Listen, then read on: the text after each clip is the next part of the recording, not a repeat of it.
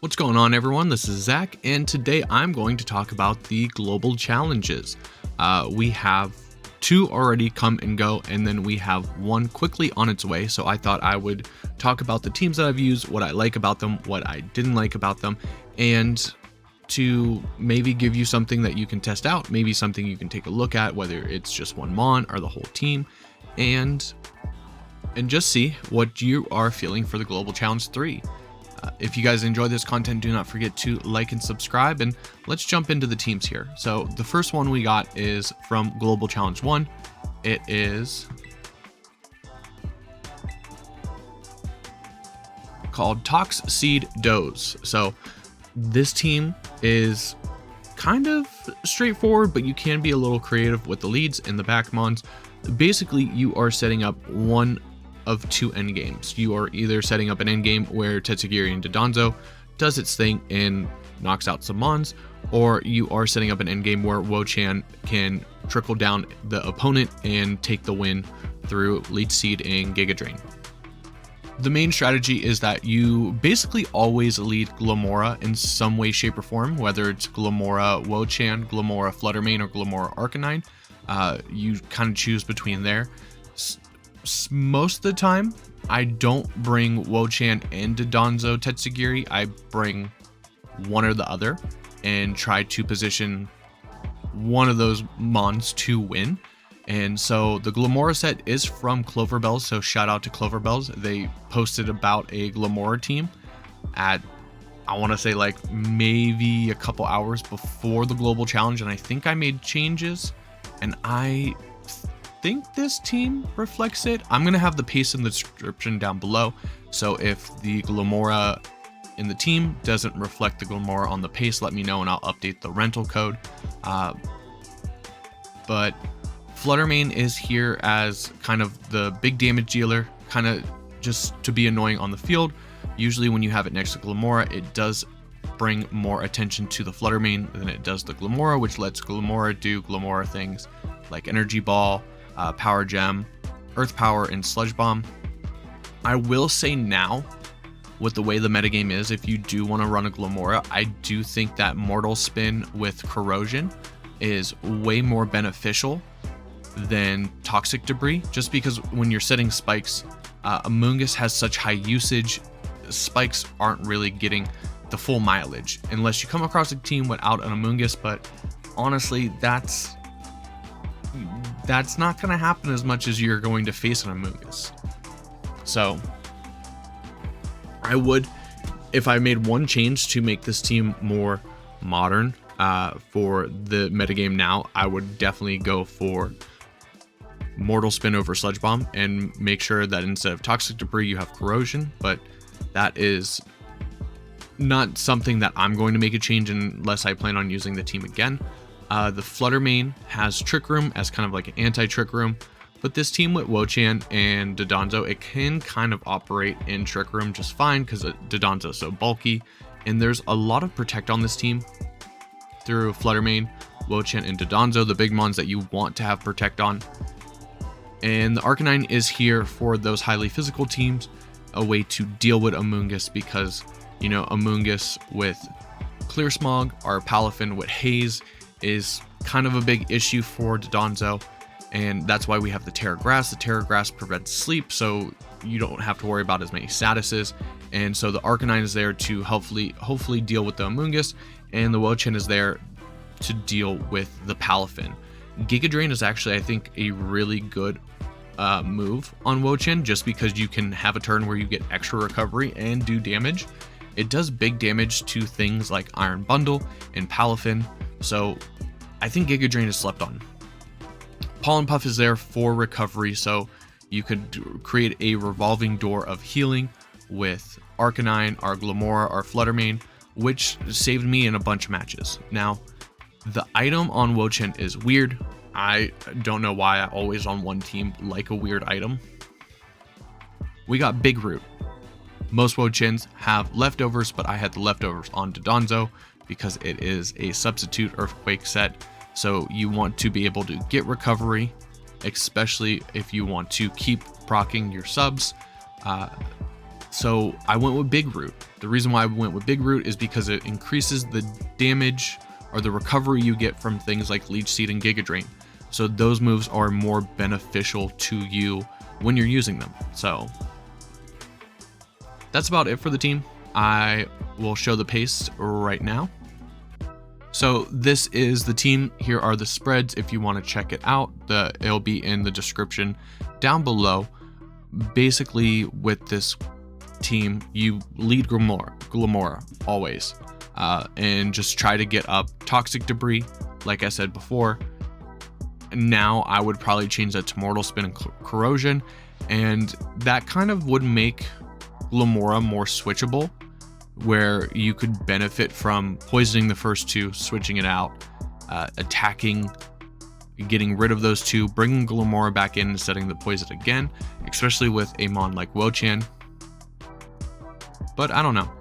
Like I said, if the rental code has a different spread than this, let me know and I'll update the rental code. It's not 0 attack. I think the only one that is 0 attack is the Wo-Chien.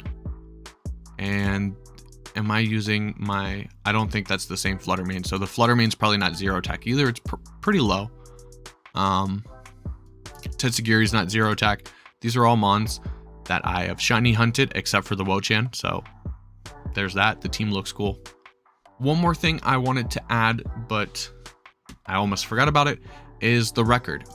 With this team, I finished at a rating of 1647, only playing about 21 games, going 16-5. So it had a really good night 1, didn't get a chance to play a whole lot of night 2, and so we only finished with about 20 games, but a decent rating overall. It was enough for a small bit of CP, so this team got me my first CP of the year, so proud of that. But let's take a look at the next team.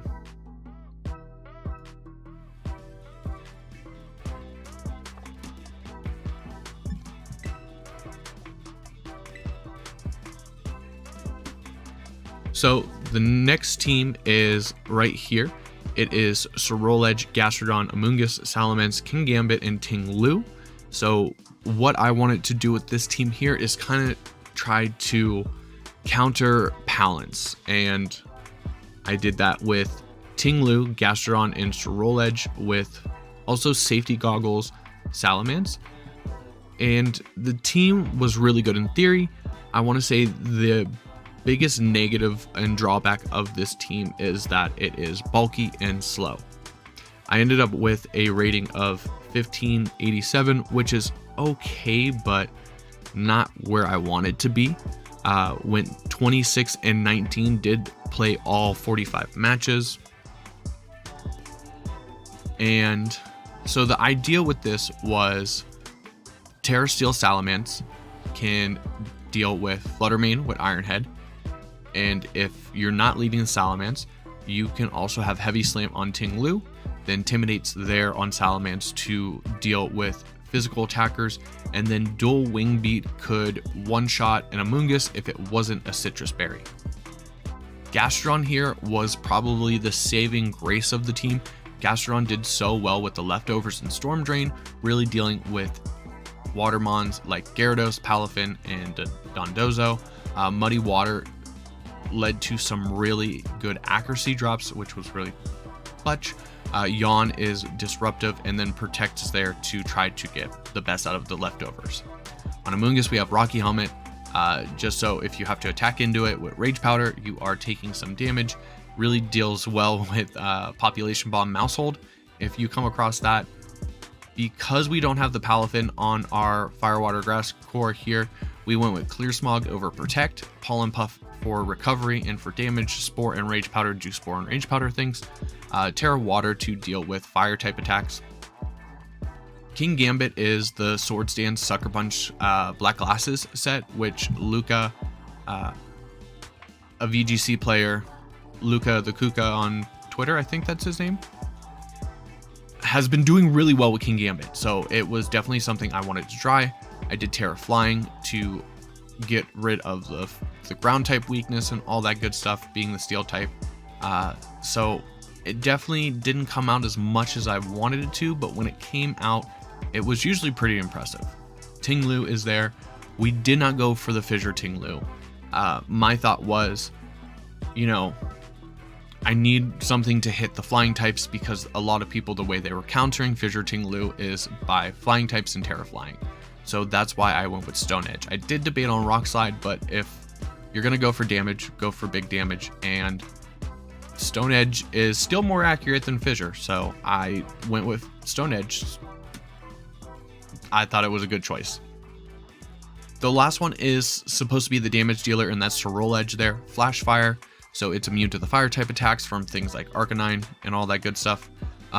Shadow Sneak, Bitter Blade, and Swords Dance and Protect. I wanted it to be bulky, but I also wanted a boosting mon, a setup mon, and it was okay. It just didn't always position well. I want to say some of the flaws on this team is that they're really bulky, but that led me to getting crit, to getting frozen like 5 or 6 times. So the slower a team is when you're dealing with other teams, the more chance you have for RNG to really bite you in the butt. And that's kind of what happened with this team here, which is why like the rating was not as good as I wanted it to be. As you can see, if we go Terra Steel Salamence, we have 3 Mons weak to ground type attacks. And then if we don't Terra Amoonguss, if we Terra Ceruledge, we have a lot of Mons, almost all of the Mons in some way, shape, or form could be weak to an Iron Bundle Freeze Dry. If Ceruledge is Terra Grass, Freeze Dry is going to do a lot. Gastrodon, if it doesn't Terra Fire, Freeze Dry is going to do a lot. Amoonguss, if it doesn't Terra, Freeze Dry is going to do a lot. Salamence, if it doesn't Terra, Freeze Dry is going to do a lot. King Gambit, if it Terras, Freeze Dry can do a lot. And then Ice type moves with the ground on Ting-Lu. Doesn't take Freeze Dry well. Theme here. I didn't expect Bundle to bump up again in usage over the last couple of tournaments, whether they're regionals or online tournaments. Like Bundle hasn't gotten as much usage as it did at the beginning of Series 2 and all that stuff. So if Bundle didn't see a boot, like a increase in usage, I think this team would have done a little better. But I came across a lot of bundles and it could have been a problem sometimes. So there's that. But let's take a look at the pace real quick. So here's the team here. As you can see, 172 HP, 172 defense, 148 special defense, bulky Gastrodon. 252 HP, 76 defense, 76 special defense, bulkier Ceruledge. Not the bulkiest. Gastrodon is all bulk. King Gambit is max HP, 92 defense, 116 special defense. You do have the Swords Dance option. With this one doesn't have the Swords Dance option. This was when I was still going for Iron Head. This is that King Gambit is supposed to be Swords Dance over Iron Head, which, I mean, if you don't want to have the Swords Dance, Iron Head is your next best one. But yeah, just bulky Salamence, only 36 attack. So I was depending on good play, and when this team played good, it played good. But like I said, there were multiple matches out of the 19 that I lost that came down to bad RNG because my team was slow, and that opens you up to more RNG, more paras, more flinches, more freezes. It kind of stunk. But I still liked the team. Either way, those are the rental codes. These are the paste. I'll have them in the description down below. And let me know what you think. If you guys enjoy this, if you guys like this team, check it out. Tell me what you think about it in the comments down below. Also, don't forget to answer that question of the day. What are you bringing to Global Challenge 3? Let me know so I can counter team it. I do have an idea, and you'll see that idea later today, or, you know, I'll panic and change my team last minute. But that's all for now. I hope you enjoyed it. If you made it this far in the video, thanks for watching. Until next time, I'm Zach. We'll see everyone later.